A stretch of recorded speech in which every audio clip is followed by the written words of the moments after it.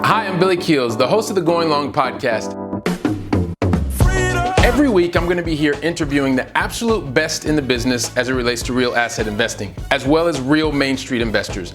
We're going to be having conversations where you can listen in, and that's going to help you to continue on your path to education so that you feel much more comfortable as well as confident in investing long distance. So make sure that you go ahead and subscribe to the channel. Make sure that you're liking it as well, because that way you can get every single episode as soon as it comes out.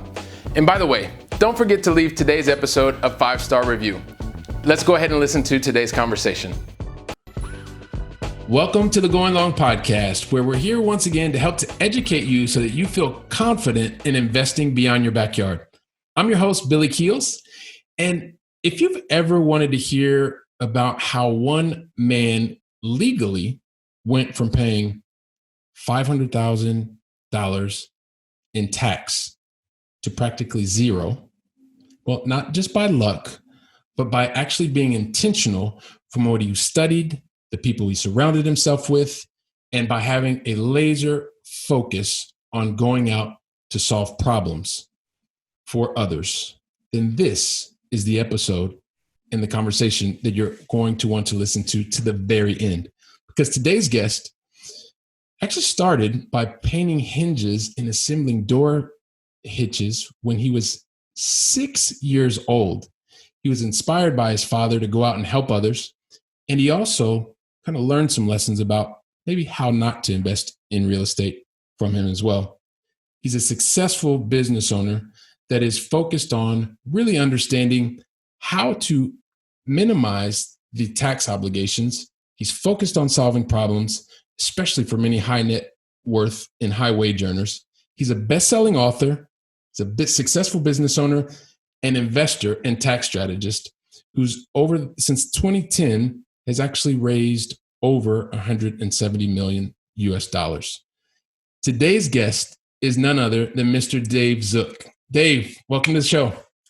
Billy, thanks for having me on your show. This is I'm really looking forward to this. This is going to be great. And Dave, I guess I always like to ask everybody kind of the same two questions before we get started. And you know that I'm here in Barcelona, Spain. Love to connect people with the U.S. especially. Help us understand, where are you today? Today, I'm in my hometown of Lancaster, Pennsylvania. It's about an hour outside of Philly. It's right in between Philly and Harrisburg in Pennsylvania. I live out in the country, and I'm never more thankful to say that than here in the last couple of weeks. So I live out in the country, there's a lot of fresh air, there's, more acres than people, and it's a great time to be alive. Yes, it is. Yes, it is. And so I've been out in that area with you, and I've seen it, and can definitely appreciate all the things that are in Lancaster, Pennsylvania. And yes, at this time, it's especially awesome to be there. So also too, Dave, just to get us started on the right foot, help us understand, what's the most positive thing that's happened to you in the last 24 hours? Last 24 hours, that's fairly short. I was in my office yesterday. I tell you what, most mornings I go for a run with my wife, and we got this beautiful stretch of real estate. It's about 2 miles from my office. And she brings the dog out, and we go for a run. It's down along the creek. And, some of the things that happen, we're talking, this is April 2020. And, we're living through some times that we'd never imagined, 2 months ago. So some of the good things that come out of that is it helps you appreciate sort of the little things, some of the things you take for granted. And when you realize what's going on in the world, and you're running down along the creek, and you're seeing nature. And this morning I ran past a bald eagle, and there's deer and dog, and my dog's with me and my wife, and and it's like, what, this is like a little oasis down here. And it makes you appreciate some of the things that you sometimes take for granted. So I would say probably that, and then just realizing that, taking time to stop and realize, like, wow, this is special.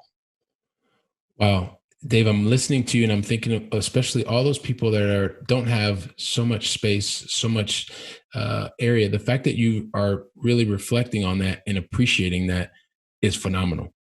And it is wonderful. And thank you for sharing that.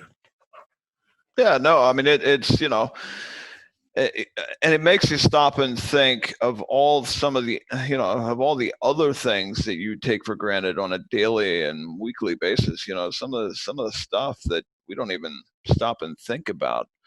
It's like, that's it times like this, it kind of shakes you awake, and it's like, oh wow, like I've got nothing to complain about. This is we'll get through this a year from now. I'm sure it'll look a lot different, and we're blessed, lucky to Yes, be alive. yes, we are. Yes, we are. Thank you for sharing that. And so, Dave, let's jump into the conversation. So there's so many different things we could talk about. Know that you have gave a high level, but I guess can you share with the going long audience just a bit more about your backstory and kind of how you've gotten to this point in your journey? Well, you mentioned about I was painting hinges at 6 years old. I guess I'll start there. My dad had a very successful modular building business, which you were up to see. Yep. And so started working in the business when I was a kid, and worked my way up through the business and in almost every position in the business, and moved into the office and became a partner. And today myself and my three brothers own the business. My dad still has a small piece of equity in the business, but for the most part, we run and manage the business today. And so it's a modular building business, and we build and ship buildings all over the country. And that is sort of where I got my start in the business world. Um, as I was growing up, I was watching my dad invest the money that he made from his business and invest it in real estate. And he bought farms and land and single family homes. And I watched him self manage some of his own single family homes. And I just realized that wasn't a business I was going to be in. I just decided I wasn't going to invest in real estate. I was going to invest in business. And so I started a couple businesses. I partnered with some folks in some other businesses, and got to the point where some of these businesses started on really well. And um, less than a decade ago, I paid right around $500,000 in a year. And, up until that point, I was having so much fun that it didn't even feel like work. I was putting all kinds of hours in. I was working, day and night and hustling, but it didn't feel like work because it was so much fun. But when I had to give almost half my money back to the government, it all of a sudden became not so much fun anymore. I'm doing this for what? I'm working my butt off, and then I got to give half my money back to the government. So I really got into the investment space, and specifically multifamily apartments at first, because I realized that real estate is not only a good way to make monthly cash flow and grow your wealth over time, but it can also be a really good tax protection vehicle. So when somebody asks me how I got into real estate, I always say, well, I got chased into it. I was a tax slave, and that was my keys to freedom. I wanted to stop paying half of my money that I was earning back to the government. I used multifamily apartments to sort of free myself from that tax bondage. Wow. So a couple different things. So starting from the family with your family business, then being able to go through being successful in business, and as you mentioned, right, at a certain point when you're doing all this, you're working, you're providing and creating value, and then you get handed a $500,000 tax bill. That's no fun. Like that's definitely no fun. So I that remember where I was standing when I got the call from my CPA and gave me the news. Hey, in 2 days you're gonna have to cut a big check. And I'm like, man, this is if I can do something about this is never gonna happen to me again. so you're running away from pain, right? And you figure out a way to solve a problem because you had a tax problem, and you'd seen kind of some things in the past that you wanted to do differently, and you moved into the multifamily space.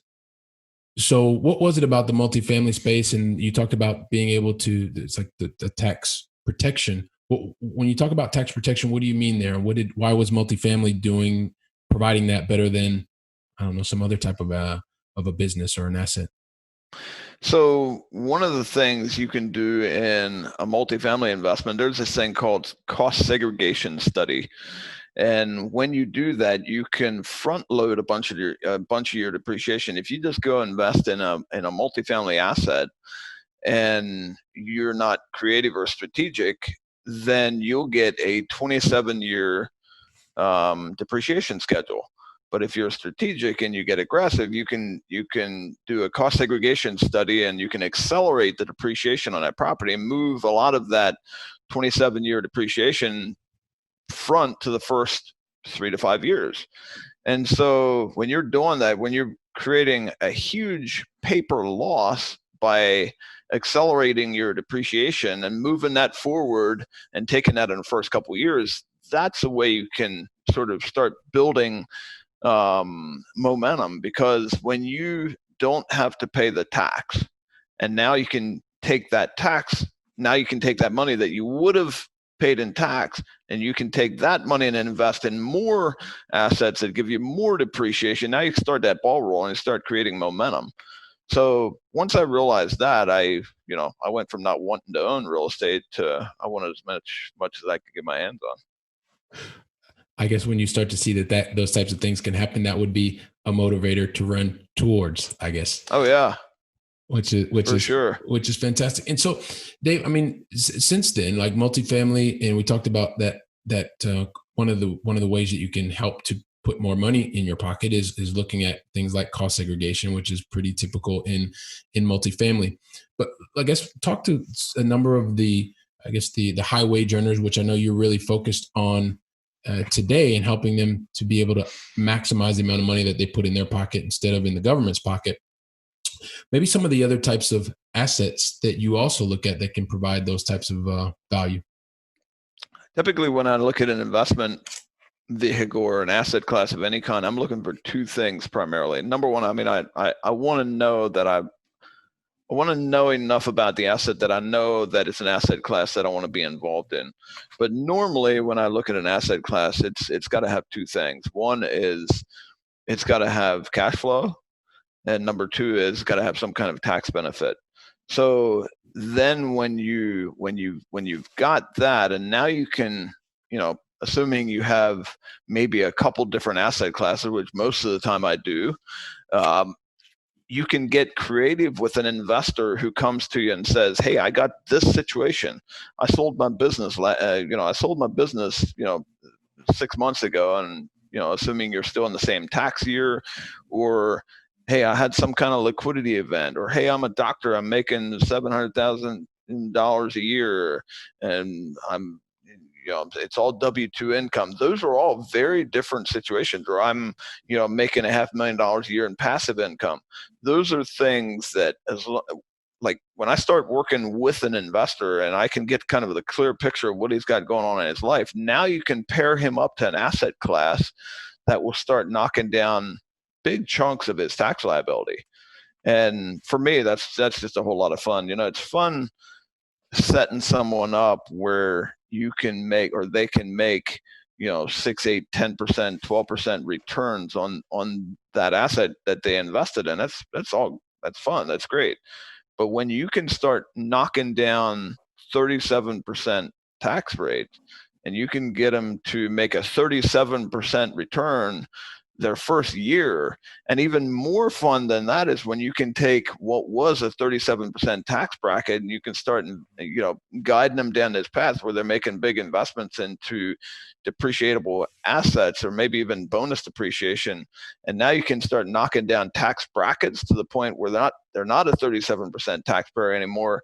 Now they're a 22% or 15% taxpayer. Getting strategic like that with different asset classes matches up with the investor. That's still a lot of fun. Wow, just hearing the stories, right? You're thinking about going from the 37% down to a minimum 15% or 22% or something like that. That is good for anyone, and much is even more for those that are highway earners.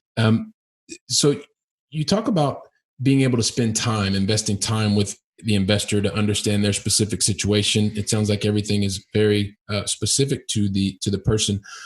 And I know one of your keys, Dave, is really being able to, and I know you all talk about one of your missions is to be able to bring investors higher yields across several asset classes by partnering with experienced operators. So, kind of help us understand when you talk about the experienced operators, how does that play into your overall providing more value for these high wage earners? So so I'll give you an example. So I knew I was familiar enough with the self-storage asset class that I knew I wanted some exposure, for a number of reasons. There was, number one, they cash flow well. They typically perform really well. Number two, they really hold up well in times of distress, recessions, just times when there's disruption in the marketplace. That's normally, when you look over the last couple of decades, that's when self-storage really shines. So we got into 2018, and towards, starting to get into 2018, we started really slowing down our multifamily acquisitions in, the last half of 17. And I think we only bought, I believe we only bought one multifamily asset class in 2018, and then we stopped. We were done. And so I made the shift. I believed that we were higher up on the yield curve. We were closer to the top of the market than the bottom. And I just thought it's time to kind of make a shift, pivot in the marketplace. And we started getting into self-storage pretty heavy. And looking back, that was a great move. When you realize how self-storage typically functions in times like this, we're working through that right now. You build yourself sort of a realm of safety around your asset class. So to me, I knew I wanted exposure to the asset, and then I just had to find a great team. And our community of investors is fairly small. And normally what piques my interest is when I start hearing investors of mine and folks in my network who start saying really nice things about a certain operator. And that was the case with my self-storage team. I started hearing a lot of good things about them. And, I talked to people who've done business with them for the last decade and had done, multiple different deals with these guys over the last decade.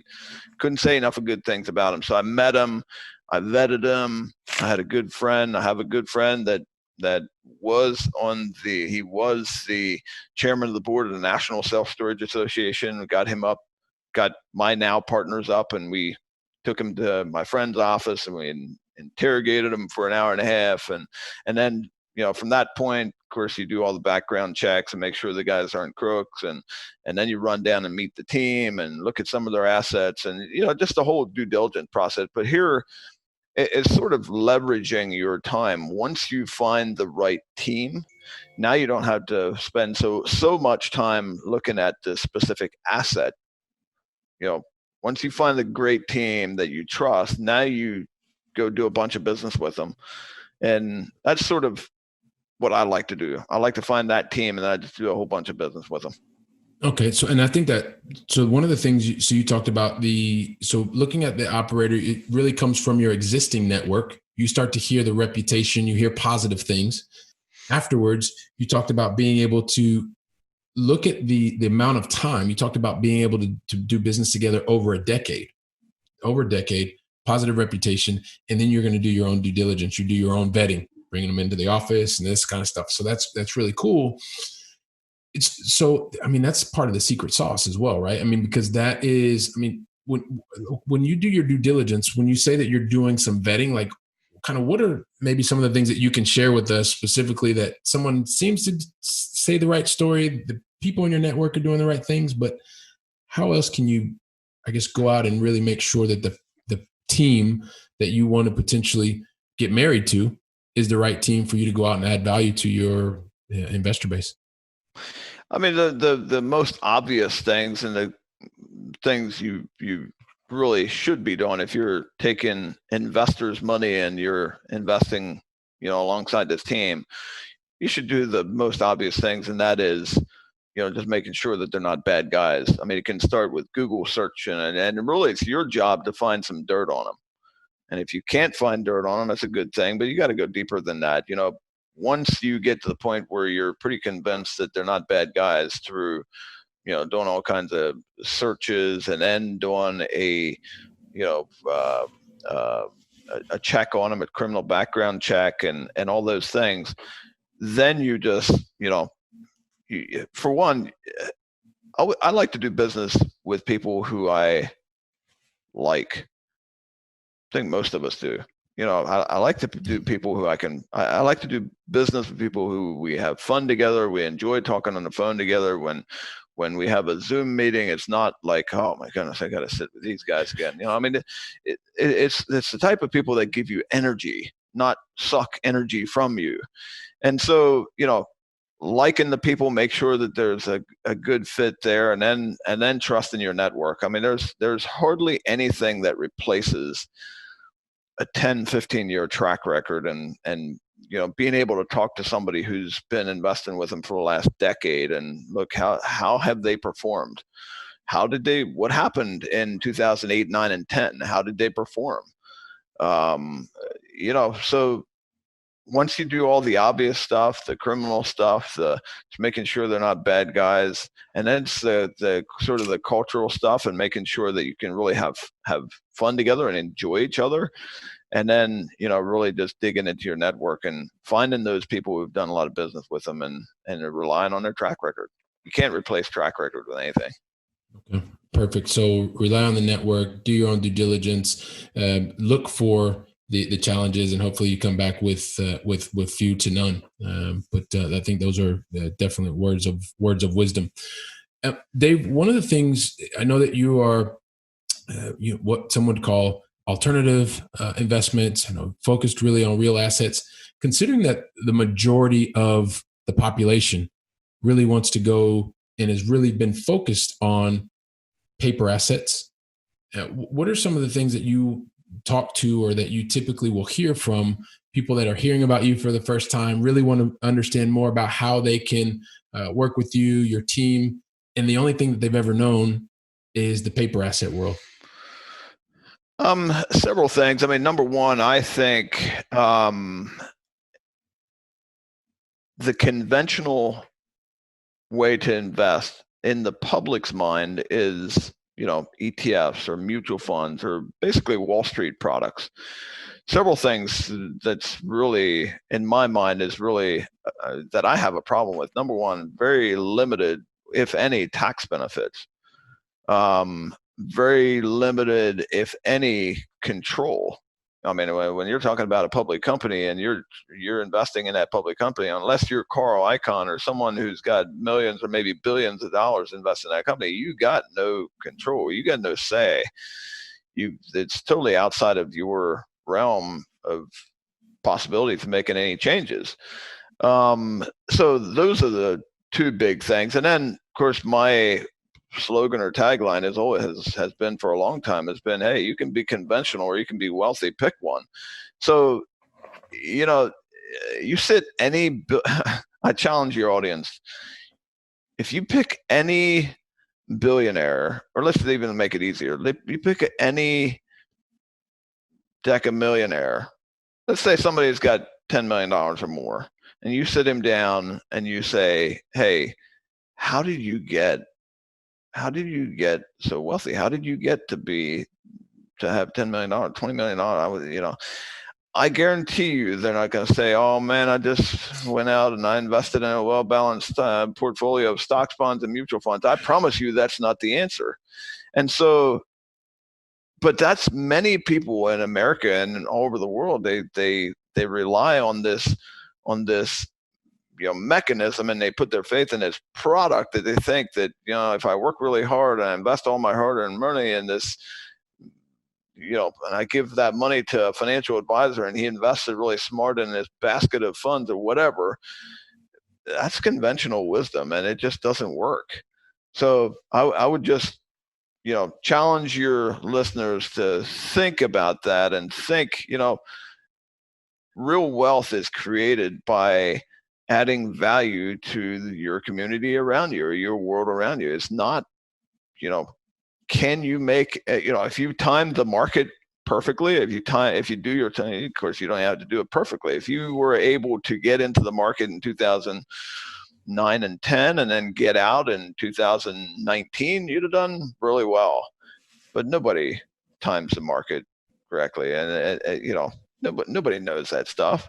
So I'm not saying, you can't do well in that sort of market, but number one, you're going to be a tax slave. If you do end up making your money, you're going to pay a lot of tax.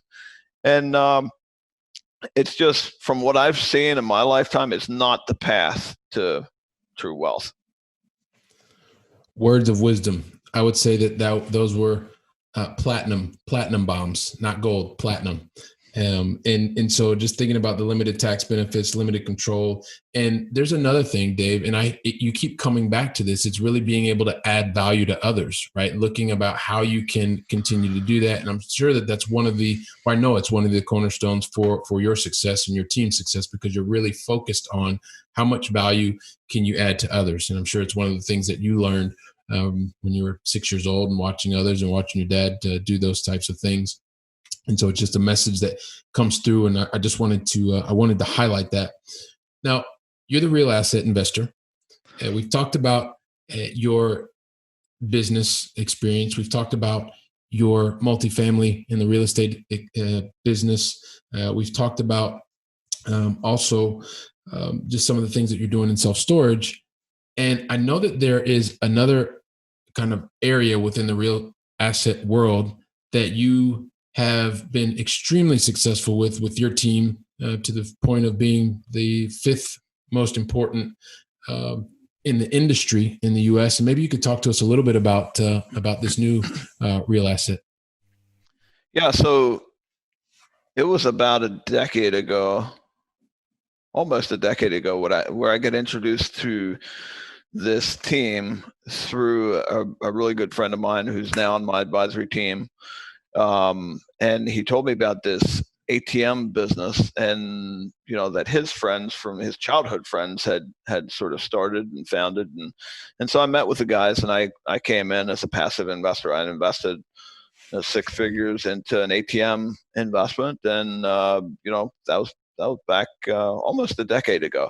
So over the next few years, I got to really like this asset class. It was, they would take ATMs and buy, portfolios of ATM locations and go out and place those ATMs in those locations, and you shared in the revenue from the surcharge.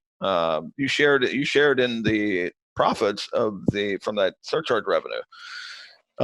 Fast forward a couple years, I was now invested in ATMs into the 7 figures. It was one of my favorite investments. Comes with a really good cash flow stream, comes with really good tax benefits. Most of your cash flow that you make from the ATM investment is tax free. So that really fit my model really well.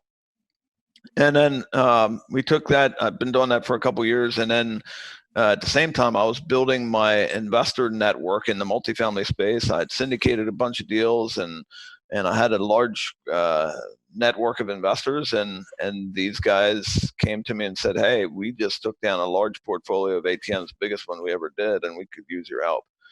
And I was busy doing multiple deals, and I just said, now's not a good time. And they approached me another time or two, and finally we get down to toward the end of the year, and they were like, "Hey, we're getting ready to open up our bonus depreciation fund." And so I got to look at this. I was like, okay, it's one of my favorite investments. It's got what I teach, cash flow and tax benefits. There's no reason why my investors wouldn't like it. So I took it out to my investor network, sold a bunch of ATMs. We've been selling ATMs ever since. So really what we do is, it's kind of a new business model. It's normally when you have ATM players, you got sort of 2 types of players. One is a small mom and pop operation where, a an entrepreneur will man 150 up to 150 to 200 machines in a 50-mile radius. That's sort of, and that's his thing. That's an active business. He's out there servicing machines. He's placing the cash. He's running his routes, sort of like a newspaper route. Well, the next sort of player is an institutional player. It's a private equity firm, hedge fund. It's one of the big public companies, Cardtronics, billion-dollar revenue companies. And there's never been, to my knowledge, there's never been anybody in the middle. How do small, regular investors get access to these really good institutional grade locations that the private equity firms and hedge funds have access to? So what we do is we'll take down a large portfolio of ATMs, $5, $10, $15 million portfolios, and we'll bring it back to regular investors who want to invest $104,000. They get 7 machines. They get professionally managed. They're institutional grade location. I'm talking about, McDonald's in New York City or high foot traffic delis and premium location. Because really, at the end of the day, this is not about ATMs. This is a real estate play. You're really extracting the maximum amount of value out of a 3 foot by 3 foot space of real estate. The ATM is just a mechanism to extract the value out of that location, and you're providing huge benefit to the community. So that's sort of the business model. And then what we do as a management company, we say to the investor, look, your $104,000 gets you 7 machines. We commit to you that we'll give you 3,373 transactions. We'll commit 3,373 transactions to your unit per month. And your portion of the surcharge revenue is 63 cents. So that's sort of the business model. That's how you get to the $2,125 per month or $25,500 per year. It's a pretty easy to understand model. You really just, every time somebody comes up and swipes a card, that transaction costs that user $2 or $3. You share in a portion of that revenue. It's as simple as that. And it goes back to, once again, being able to add value. And once again, it's in line with what you teach and what you live by, which is being able to create cash flow and also have tax benefits.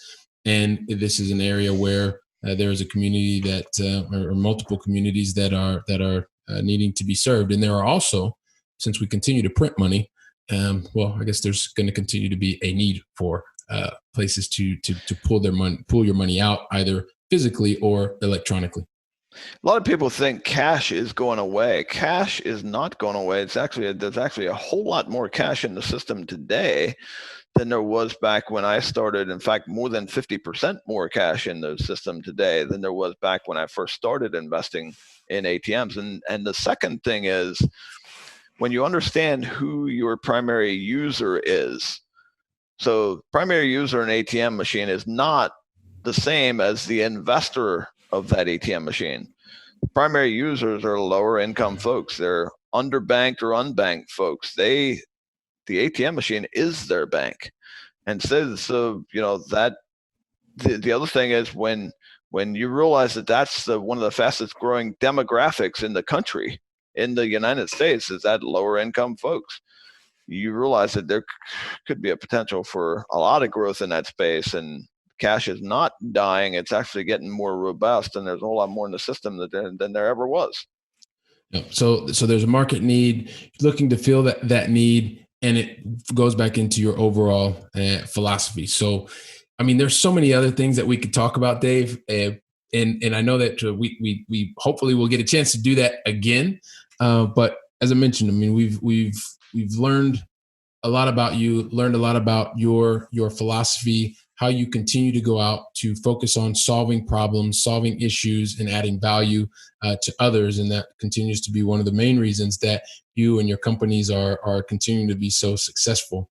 But I guess just because we probably should get ready to wrap this up, but I never like to wrap these conversations up before we get to ask, or before I get to ask, the going long final 3 questions. And I'll only ask those questions as long as you tell me you're ready to answer them. I'm ready. All right, cool. Let's do it.